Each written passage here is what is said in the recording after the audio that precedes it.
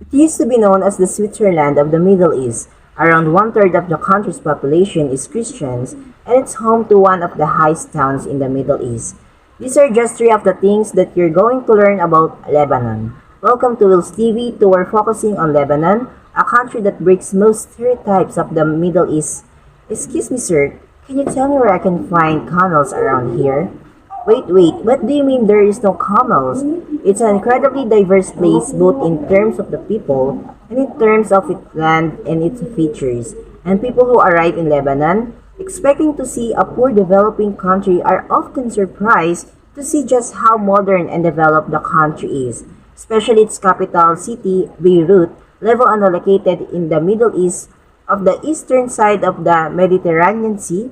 It borders Syria to the north and east, and Israel to the south.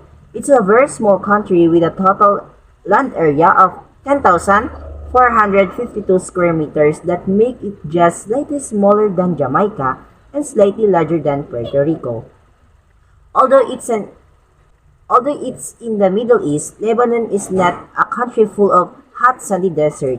73% of the country is actually covered by mountain. Even Lebanon's name itself comes from the ancient Phoenician and Hebrew root meaning white, referring to snow-capped mountain. Lebanon, if you look at the Lebanon's flag, you'll notice that the green cedar tree in the middle. Cedar trees are the national symbol of Lebanon, with the ancient roots. In fact, the singers of the Lebanon are mentioned dozens of times in the Bible. Unfortunately, climate change takes its toll on the cedars, which only grow at the higher colder elevations. Now, only 17 square meters of the country is covered by cedar tree.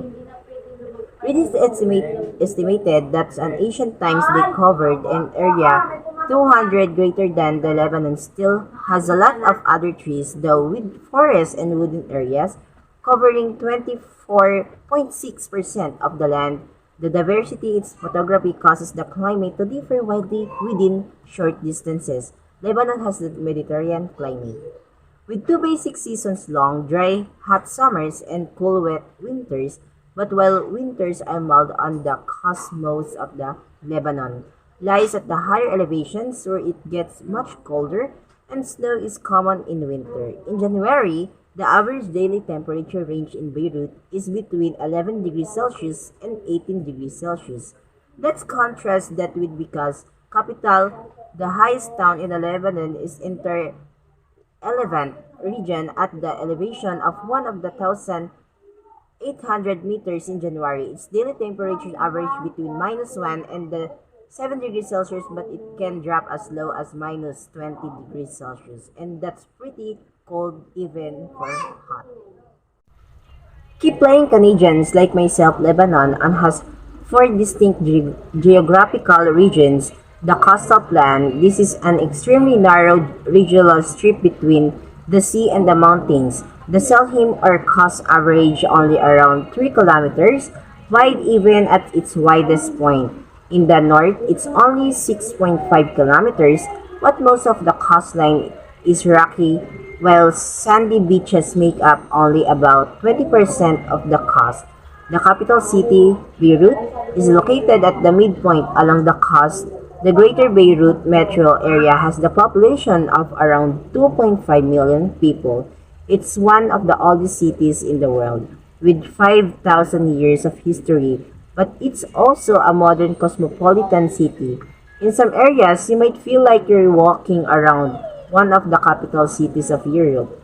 The rocky coastline results in some majestic landscape, like the Pigeon Rocks, which you can see from the Beirut Corniche, its seaside promenade. Several of Lebanon's other major cities are also on the coast, including the Tripoli side dune or so the entire of Arsur, the western mountain range. This mountain range is also known as Mount Lebanon, which make it sound like single mountain rather than a mountain range. It reaches elevations as high as 3,000 meters at the peak of coordinate Der Sada and has an average elevation of 2,500 meters. It stretches down almost the entire length of the country, parallel to the Mediterranean coast. The country is actually named after the mountain range, and when the Lebanon is mentioned in the Bible, it refers to the mountains rather than to a nation. That because this valley is located 30 kilometers east of Beirut between Mount Lebanon to the west and the Antilles Antella going the Great Rift Valley, which stretches all the way to Mozambique in Africa. The because Lebanon's most important farming regions, comprising 40% of all arable land, it even served as the source of grain for the Roman Empire. You can still see some ancient Romans ruins in the area, such as the Magnet.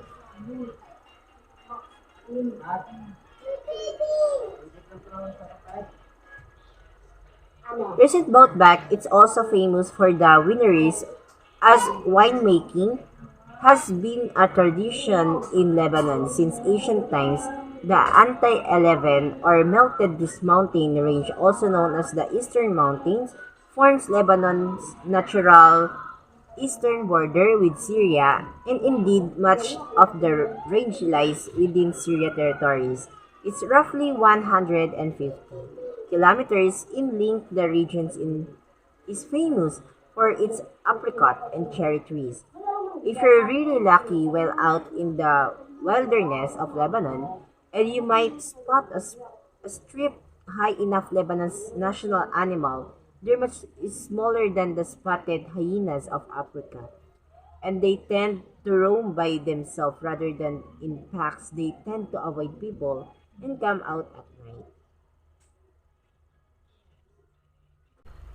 So you'll have to keep your finger crossed if you hope to catch a glimpse of one of other animals you might encounter are the newbie and ibex, which you can find in dry mountainous areas of the Middle East and Northern Africa, and the golden jackal, which can be seen in valleys and alongside rivers and lakes.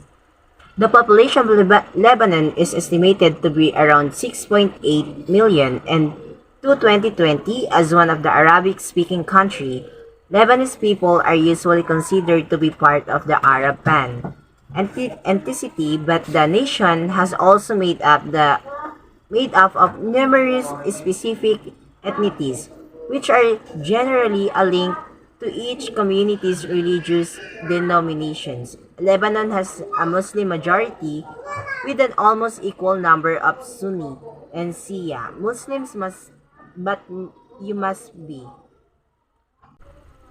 surprised to know that around one-third of the population is Christian. And I'm not talking about for an expats, I'm talking about Arabic-speaking Lebanese Christians, not even Arabic speaker in the Middle East. As a Muslim, but it's interesting to note that some Lebanese Christians prefer to think of themselves as Phoenicians rather than as Arabs. They believe that that the ascendants of the ancient seafaring Phoenicians who were based in present-day Lebanon, but recent genetic research shows that all the various communities and Lemon and descendant from the ancient Phoenicians to similar degree. One of the other major religious population in Lebanon is the Druze, who make up 5.2% of the population. The true religion originally to develop from Islam, but it is not Islam and include non-Islam beliefs such as reincarnation. It's interesting to note that at least 1.5 million of the residents of Lebanon are not citizens but rather Syrians, Palestinians, and Iraqs, mainly refugees from wars in the region.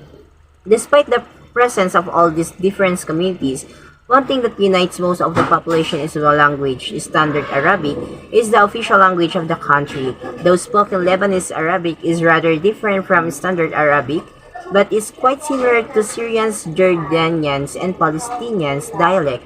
Some other languages are spoken in Lebanon as well, such as Armenian, which is spoken by the Armenian minority, and French is quite well spoken as the second language as well. The English, it's pretty common to hear French and English on the streets in Lebanon. In many people in bilingual or even trilingual, Lebanon has been home of numerous civilizations. The city of the Blues of Jubail is called the Lebanon is why one of the oldest cities in the world, having been continuously inhabited for over 7,000 years, Lebanon was home of the city-states of Phoenicia and civilizations in the northern part of the Canaan.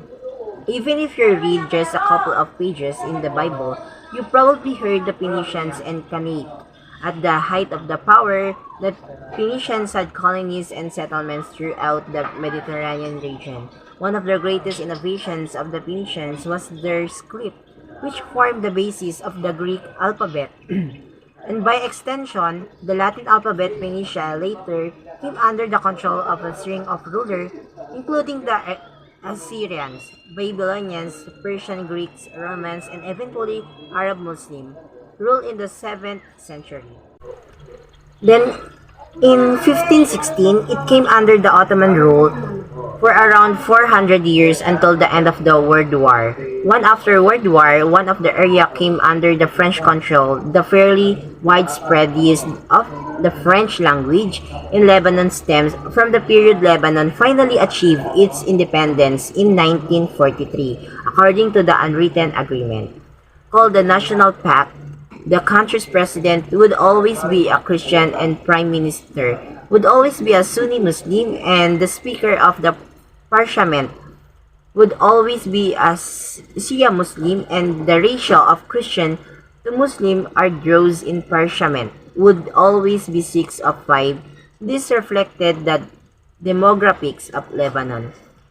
At times, but the demographics of Lebanon all are fragile and prone to change, and that along with tension between right and left led to disastrous 15 years Lebanese civil war, which broke out in 1975. Hundreds and 15,000 and lives were lost. Before the civil war, Lebanon was known as the Switzerland of the Middle East. It's partly because it served as the discrete banking, having luxurious tourism was also a major part of the economy, and Beirut was even referred as one of the Far East of the East. Since 1919, Lebanon has had period of impressive economic growth, but currently government mismanagement for lack of management has unfortunately resulted in severe economic problem. But let's talk about something more positive. Like several other Mediterranean countries, Lebanon is famous for its rich cuisine.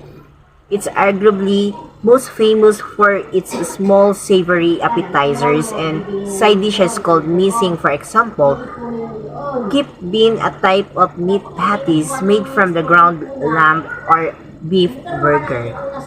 The minced onions, garlic, and spices kip in considered the national dish of Lebanon aside from hummus, most sent falafel, which you can find that most places in the Middle East. Other famous Lebanese dishes you may have heard include the taboules fattoush, and Monique. Each side, then this is what Lebanese people say before eating. It's literally the means of health, but it's used the same way as bon appetit. Although Lebanon has experienced a lot of unfortunate conflict, it's a charming country full of amazing historical sites, from the most beautiful scenery and in the Middle East and delicious foods. And even though you should probably stay aware of the current situation before visiting most the beautiful places in Lebanon. And that's it. Thank you for watching.